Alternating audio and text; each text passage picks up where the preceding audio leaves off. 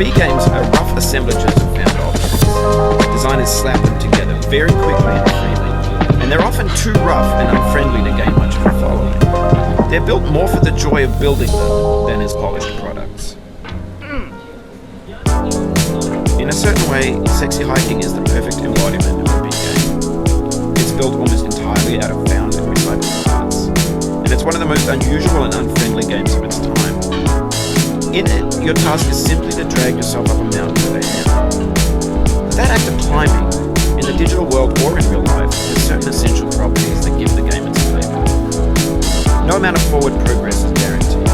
Some cliffs are too sheer or too slippery, and the player is constantly, unremittingly in danger of falling and losing everything.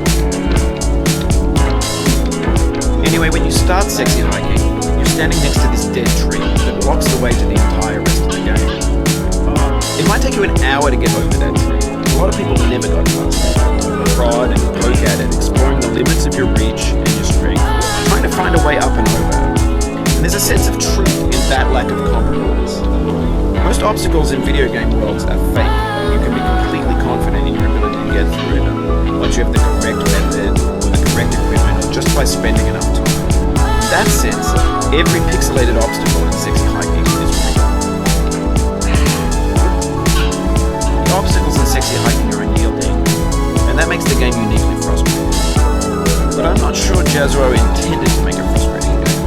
The frustration is just essential to the act of climbing, and it's authentic to the process of building a game about climbing. A funny thing happened to me as I was building this mountain. I'd have an idea for a new obstacle, I'd build it, test it, and it would usually turn out to be unreasonably hard. But I couldn't bring myself to make it easier. It already felt like my inability to get past a new obstacle was my fault, as a player rather than as a builder. Imaginary mountains build themselves from our efforts to climb, and it's our repeated attempts to reach the summit that turns those mountains into something real. When you're building a video game world, you're building with ideas, and that can be like working with quickset cement. You mold your ideas into a certain shape that can be played with, and in the process of playing with them, they begin to harden and set until they're immutable like rock.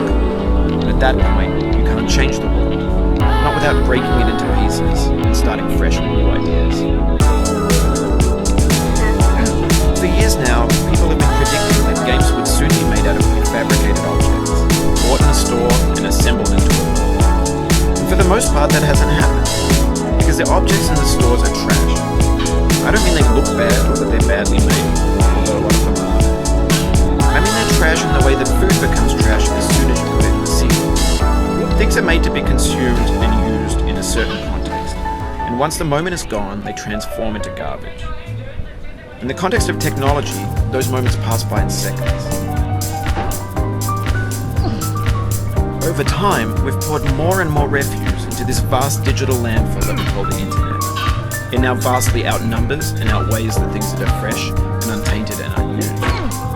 When everything around us is cultural trash, trash becomes the new medium, the lingua franca of the digital age. You could build culture out of trash, but only trash culture.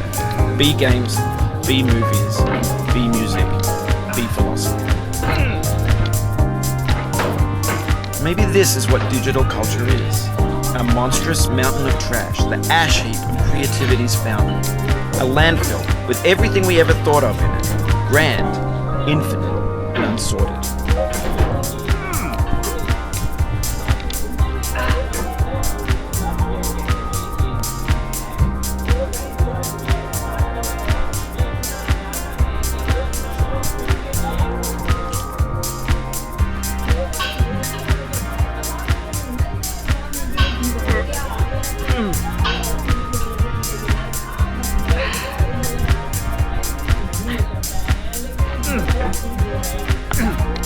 Oh, you just lost a lot of progress.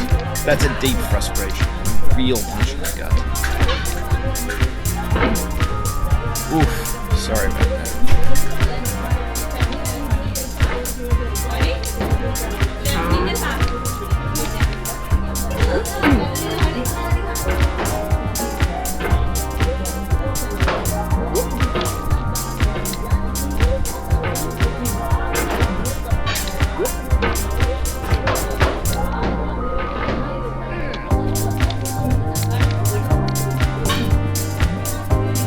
Oh, it happened again.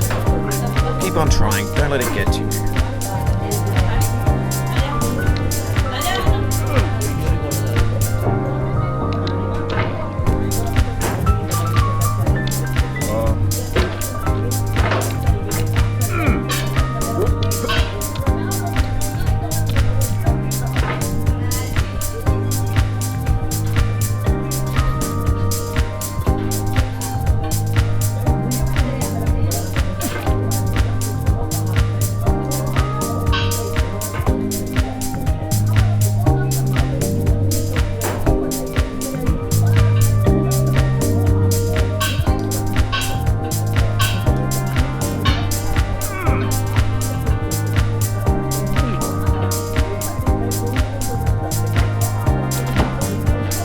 There's 3D models of breakfast, Gen X's fanfic novels, scan magazines, green screen Shia LaBeouf, banned stuff scenes on LiveLeak.